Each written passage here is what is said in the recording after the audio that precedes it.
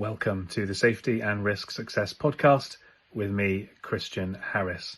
A little bit less high-tech than usual this week as I'm having some internet problems, so I'm recording this from my iPhone. Please don't hold it against me. This episode is a recording of a webinar that I recently completed with a partner company of ours called Watco and their sales director, Chris.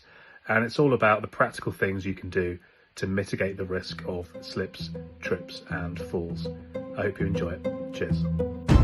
Welcome to the Safety and Risk Success podcast with Christian Harris. We believe that proactive safety and risk management powers business performance. Each week we explore this theme, sharing guests, stories, insights, trends, hints and tips.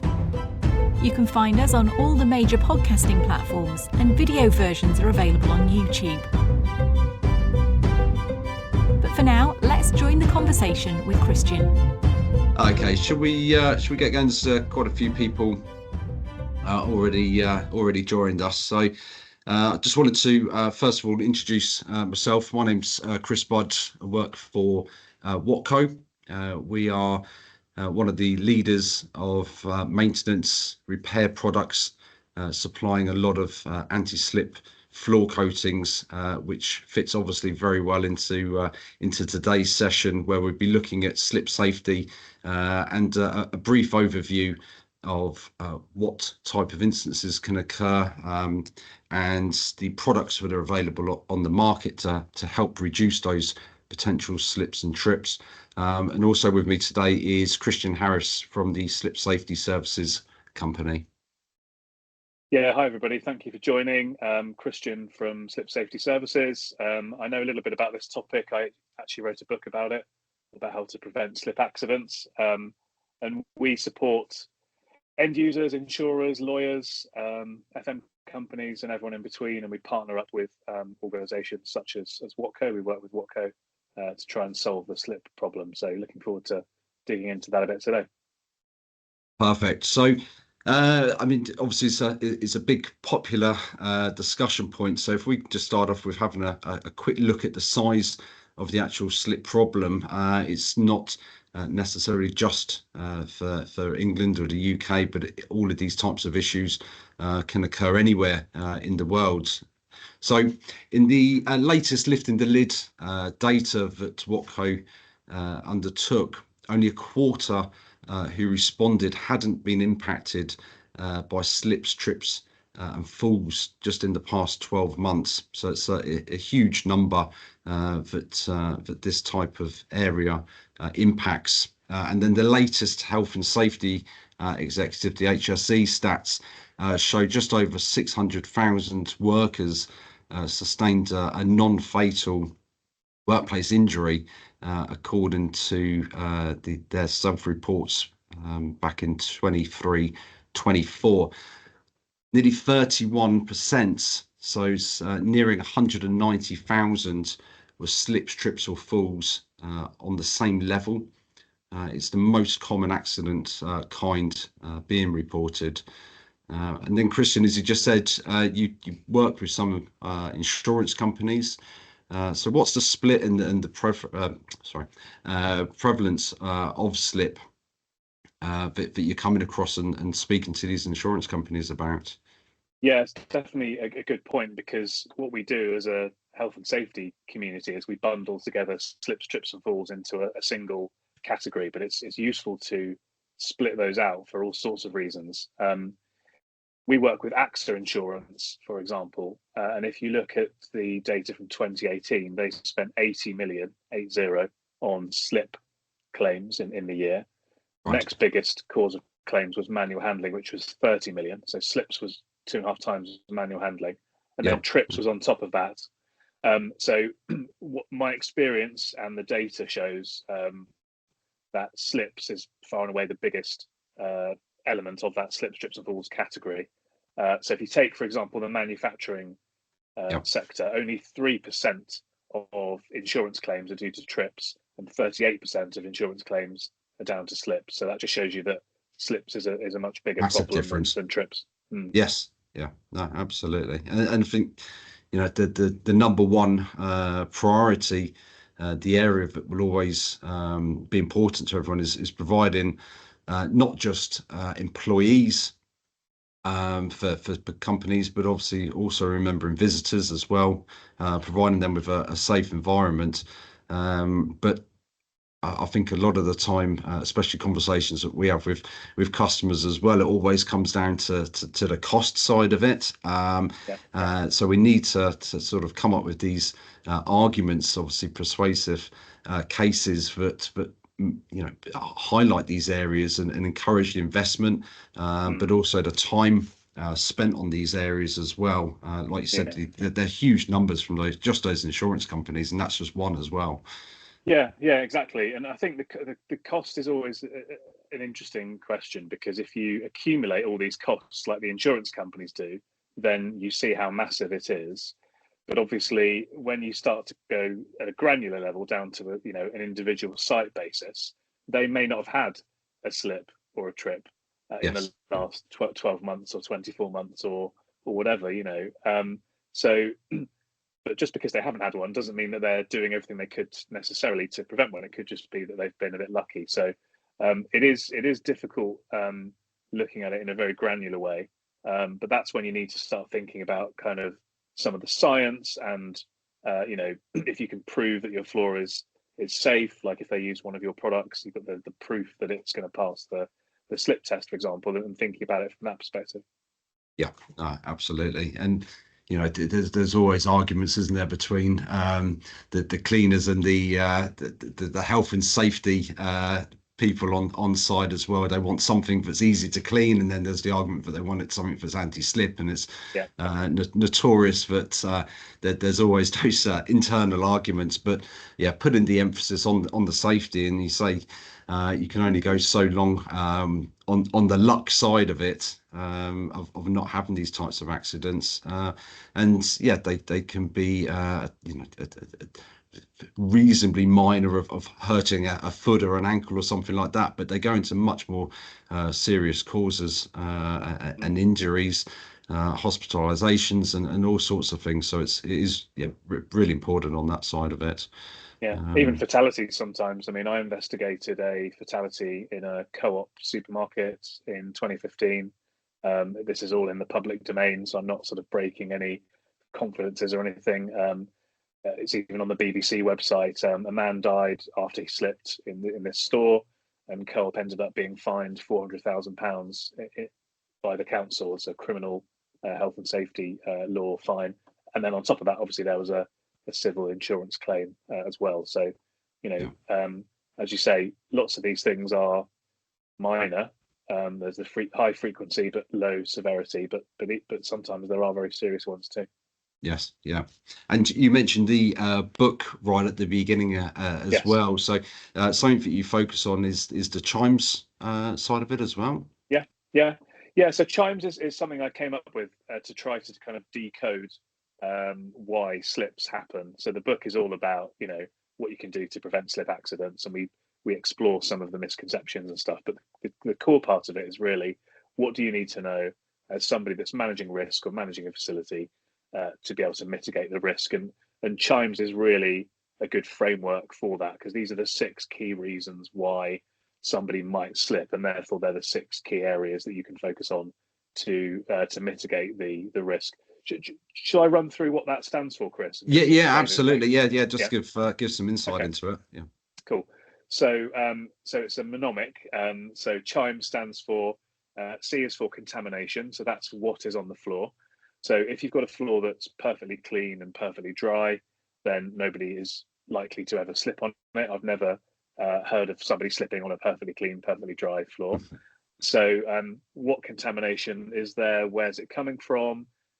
How frequently is it building up? How much of it can we withstand? All of these sorts of questions come under the C of chimes. H is for heel. So that's about the footwear. So, some organizations will provide safety footwear for their staff. But just because it's a safety shoe doesn't necessarily mean it's slip resistant. And then with members of the public, obviously, you can't control what they're wearing on their feet. So you need to be mindful of that and think about, how do we assess the risk, bearing in mind somebody could be wearing, flip-flops or stilettos or whatever it might be. I is for individual, so this is all the human factors. So gender and age play a role. If you're an 80-year-old woman, you're statistically more likely to slip and fall than a 20-year-old man, and you're also more likely to be severely hurt, obviously, as you become older. But a lot of this is about activities, so pushing, pulling, twisting, turning, being distracted, rushing. All of these things contribute to a higher risk of someone slipping and falling. So to what extent can we understand, mitigate and manage those sorts of activities? And that can have a really positive effect.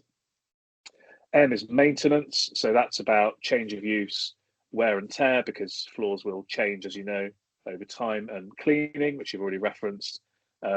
Most floors are cleaned regularly, if not daily, but often getting into the nitty gritty of it, it's how effective is that cleaning.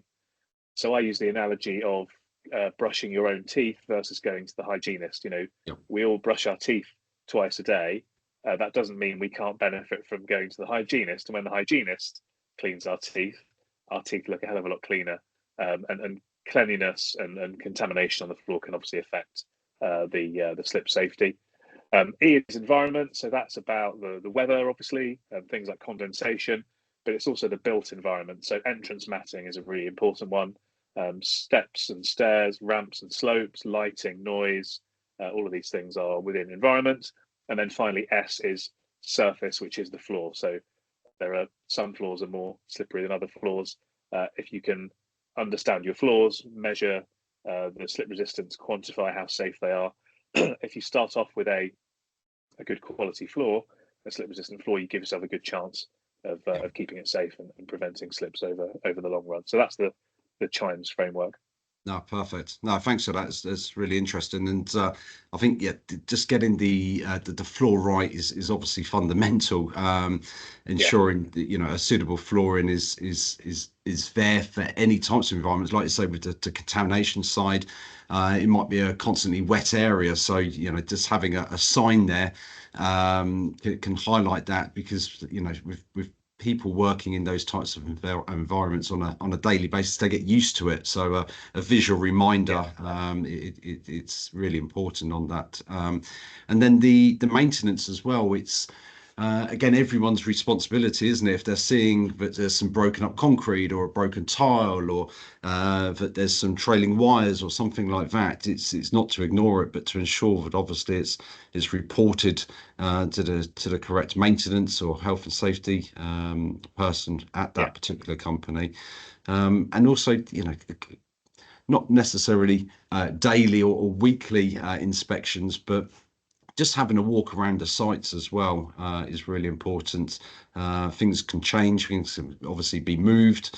A lot of maintenance is carried out with moving of machineries around, and it's as simple as little bolts being left in the floor or something like that as well. For it. Yeah. So no, you're right, and the floor is fundamental. There was a study done in the US in the sort of restaurant sector, and that showed that 50% of the potential risk was down to the floor. So that's some data from the US. But I mean, in my experience, if you've got an area like, as you say, a swimming pool or a manufacturing area or a washroom or a kitchen where the floor is going to get wet or contaminated by something, from a legal perspective, it needs to be safe in that condition, because that's the expected condition. And if you go back to Chimes, let's say you've got a swimming pool. If you had a swimming pool and you put highly polished marble around that swimming pool or on the floor, it doesn't really matter how well you do on the other Chimes. If that floor is slippery, it's going to be very, very difficult to mitigate the risk. So it does, excuse the pun, it does sort of start from the ground up. Yes. And I mean, I was just trying to think of some sort of real life examples as well. So part of not necessarily my current role, but certainly years gone by with Watco, I've gone out to many different sites. Earlier this week, I was at one of the Royal Palaces nearby us for their tennis courts. Or we've gone into car showrooms or distribution centres and things like that. I mean, one of the one that always sort of stands out was a construction manufacturer for construction products in Kent a couple of years ago, and they had a huge loading distribution bay area, and it was perfectly flat, looked fantastic, with HGVs actually coming into these areas, forklifts running around. We had pedestrians in the area as well, but all of those forklifts were bringing water contaminants in from outside, so they were almost like on an ice rink Yeah. for it. So part of that was a site visit. We looked at the practicalities of it. You can't obviously have something too coarse because of cleaning. They wanted something that was obviously going to provide slip resistant surfaces, that was easy to apply, easy to maintain, longevity of it, etc. So we came up with looking to do pedestrian routes, forklift routes, the size of where lorries were pulling in as well, and unloading or loading.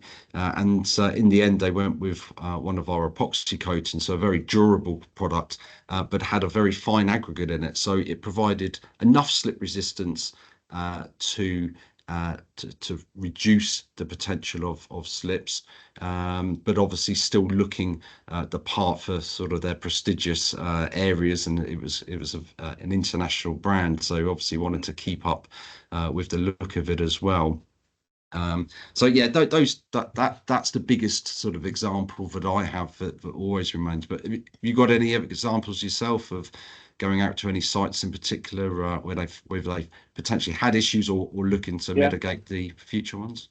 Yeah, I mean, I'd say we obviously we do this day in and day out. I think one of the key lessons that I would encourage people to take from this is, I'll give you two actually. One is to get some slip testing done, quantify the risk, because lots of issues that we get called in to see are on floor surfaces that sort of look as if they should be anti-slip, and people have installed them or maintained them or taken on the building or whatever it is, and they've kind of looked at the floor and they've said, oh, that looks like it should be fine.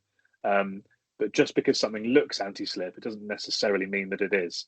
And the only way to really tell scientifically is to get the slip testing done. So lots of floors will look anti-slip but don't perform that way. That could be because they haven't been cleaned effectively, or it could be that they've just aged a bit or whatever it is. So definitely think about getting a slip test done. And the other thing I'd say, and you sort of picked up on this with your example, Chris, as well, was taking a sort of zonal approach. So I remember going once to an airport hangar, and it was a new building, and the tenant was an aircraft maintenance business. So they'd get aircraft in and do lots of maintenance work on them. And they'd had a lovely floor installed, and as you said then, it was nice, and it looked clear, and it was very flat and looked lovely, shiny, and so on.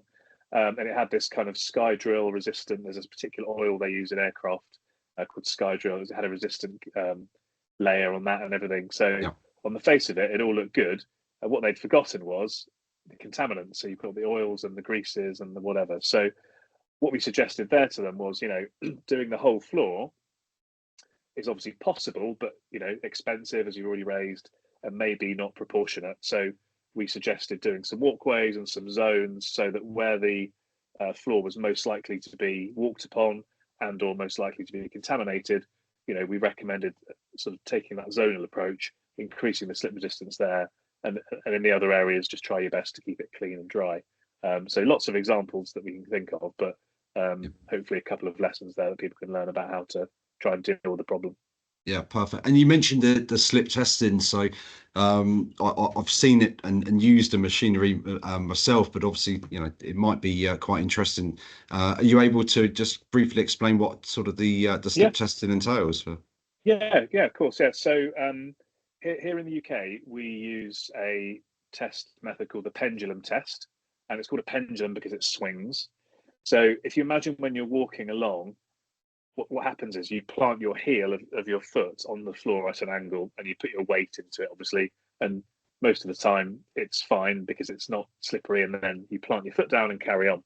But if you do slip, what happens is your heel hits the floor and then it sort of skids away from you. So the pendulum test, by the way that it swings, it has a rubber foot on the bottom of it, and it mimics that interaction between the heel and the floor.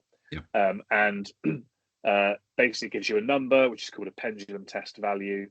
And then there are 3 categories of risk. So if you score between 0 and 24, it's a high slip potential.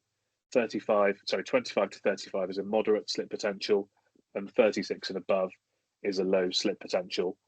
So there are lots and lots of examples I can think of where, you know, we've gone in and tested floors, and then when they're dry, they're well above 36. But when they're wet, they're well below, and they are in areas where they're likely to get wet or contaminated. And so that's where having that scientific approach is useful, because, you know, you don't want to be relying on, well, I thought it was okay, or it looked like it was okay. You know, Yes. it's definitely worth getting that testing done. No, And you perfect. guys do that for your products as well, don't you? So Yeah, absolutely. And all of our products available on data sheets or via the sales and technical teams. They've all anti-slip products or gritted products. We have our own PTV equipment at our lab. So before we launch any products, or if we change the formulations, we're always measuring that PTV value, and like you say, both in the dry and in the wet, and obviously wanting to provide varying aggregate sizes. So you may have some readings where it's maybe 50 or so in the wet, and then going all the way up to the sort of high 90s as well. So a really coarse anti-slip finish, depending on the environment. Which nicely leads us on to a question from Tara about stair nosings for high traffic areas. So, you know, from our recommendations, we've got a number of products depending on what the substrate is, so what the actual surface is that it's looking to be applied to. We've got what they call GRP nosings or step covers, so that's glass reinforced fiberglass with a coarse or an extra coarse aggregate on top as well, which can just be fitted and walked on immediately. Or if it's a lighter trafficked area, we can look at a couple of types of anti-slip paint as well. So there's and it's the same as going to sites as well. I'm sure you the same, Christian. You know, we have calls of I'd like an anti-slip paint, but it's just not as straightforward as that. It is looking at what the substrate is, how heavy the traffic is on top, if it's vehicles or just pedestrians, if it's internal, external, and certainly from our range of products, we try to incorporate all of those types of variations, and then pointing people into the correct area, and what's the best fit for application, but also cost and things like that as well. Yeah, absolutely. Yeah, and contamination is important as well, because if you've got like water, you know, is one thing, but if you've got something that's more viscous that might be on the floor, then you probably need that larger aggregate, don't you? Or you know, using one of your products, for example. Yeah, no, absolutely. So I noticed the time, 25 minutes has flown by. We've got a couple of minutes left on there as well. So, I mean, for those that are with us today and watch this webinar in the future as well, what are the sort of key takeaways, Christian, that you would recommend, either that people can do on their own sort of own time, or if they wanted you to attend site and walk through them, what would you be recommending for them to do today or very soon? Yeah, so I think that the number one thing I always suggest people to do is, we have a tool called the Slip Prevention Scorecard, and it's like an online quiz in very simple terms, and you answer a series of questions. It takes about 3.5 minutes to do on average. And then what it does is it gives you a score for chimes. So it gives you a score for contamination, heel, individual, etc., plus an overall score. So I always recommend that as a starting point, because that will help you to just sort of understand where you currently are, and see where you're strong and where you've got room for improvement. And then off the back of that, you can come up with a bit of a strategy, you know, because if you're really good at everything other than heel, then, you know, don't worry about a slip test or anything like that, or the floor. Think about the footwear. Yes. Whereas most businesses are pretty good on heel, and they're pretty good on individual normally, but often they struggle with maintenance, surface, and contamination. Those tend to be the areas where we find people struggle a bit. So I definitely recommend to people to go away and give that a go. Perfect. And that's a free of charge one on your free. website as well? Yeah. Excellent. Yeah, free. So I think everybody Perfect. in the chat will see a link for that. If you're sort of watching this or listening to this later, it's scorecard.slipsafety.co.uk. Amazing. And then from the Watco point of view as well, I mean, we're not just manufacturers and suppliers of anti-slip coatings. There's a whole host of products, but also there's a whole technical team looking to guide and help people as well. So with any types of inquiries, any things that are sort of aren't the norm for types of substrates or applications or even timescales to be applying. We've got a whole host of ebooks, safety underfoot ebooks. We've got independent data that we've been looking at, as well as the individual product guides as well. And more importantly, like we've been doing today, it's always good to chat and not to quote a famous phone company, but it's we've got a team within the office in Guildford here that are able to guide people through as easy as possible as well, and a whole range of product samples that we can send out in the post just to let people have a look at the types of textures and the types of finishes that we've got on there as well. I think one of the things you've said, Chris, that really resonates with me and echoes the way that we talk about it is that it's got to be a bespoke approach as well. It's not there's no magic bullet in this world for this problem. It would be great if there were. If it was simple as saying, chuck this stuff down on your floor and it'll solve all your problems. Obviously, that would be great, but that's not the reality. You need to be looking at this in a fair bit of detail, and in that zonal approach, bespoke, and that's how you can get something that really works on a sustainable basis. No, that's brilliant. Well, no, fantastic. Thanks so much, Christian, for the overview and the insights, and obviously thanks everyone else for joining us today as well. So this has been recorded as well, so if you want to watch it again, please do. If you want to circulate it to anyone else, they'll be available on the websites and through some emails coming out in the near future. But also, it's we mustn't forget, Chris. We mustn't forget the survey. Absolutely, yep. So we've got that going out on an email in the next couple of days or so. But even more important than that is that there's a chance to win a £50 Amazon voucher as well for any feedback given to us, and obviously most important, I don't know if it'd be a signed copy, but a copy of the we can do a signed copy. Yeah. I haven't received mine yet either. Oh, sorry, it must have been lost in the post, Chris. We will get a copy for you for sure on the team, but I think we're giving away a couple of books for people that take the survey, so yeah, happy to give you a signed copy. That's no problem whatsoever. That's brilliant. Thanks ever so much, Christian, and look forward to catching up with you soon as well. Cheers. Take care. Thanks. Bye-bye. Thanks for joining us on the Safety and Risk Success podcast. If you've enjoyed this episode, please hit follow and do share on social media. Does anyone you know spring to mind as a great guest, even yourself? If so, please contact us on podcast@slipsafety.co.uk. See you next week for another episode.